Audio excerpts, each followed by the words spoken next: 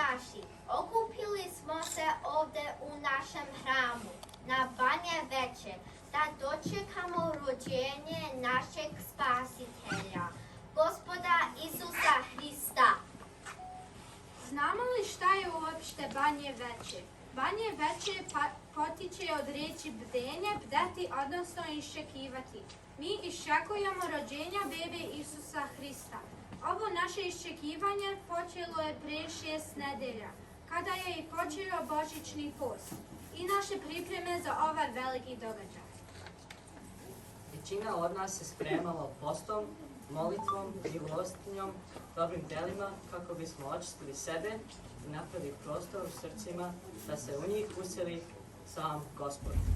Srca svakoga od nas noćas trebalo da postanu jasle i pleska pećina u kojoj se rađa naš spasitelj.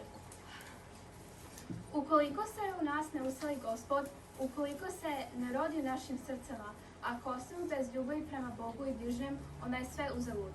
I post, i molitva, i ova slama, i badnjak, i večera, i sav trud koji smo uložili. Zašto je Gospod došao u ovaj svijet? Gospod se rodio kao savršeni čovjek i uzeo na sebe ljudsku prirodu da bi stradao, vaskrsao i omogućio nam da živimo večno u Carstvu Božjem. Kažemo, Bog je postao čovjek, da bi čovjek postao Bog.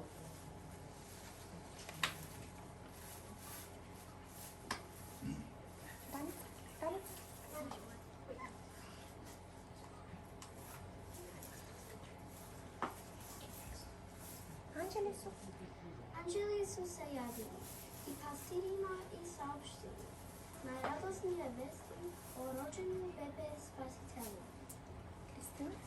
Anđeli su uzvikli: Slava na visini Bogu i na zemlji mir, među ljudima dobra volja.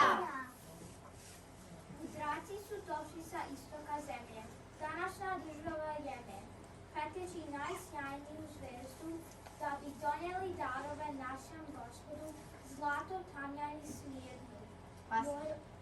Morali su da pređu put duži od 2000 kilometara. Pastiri su prvi darovali bebu Isusa. Doneli su na dar ovčicu, vunu i mleko.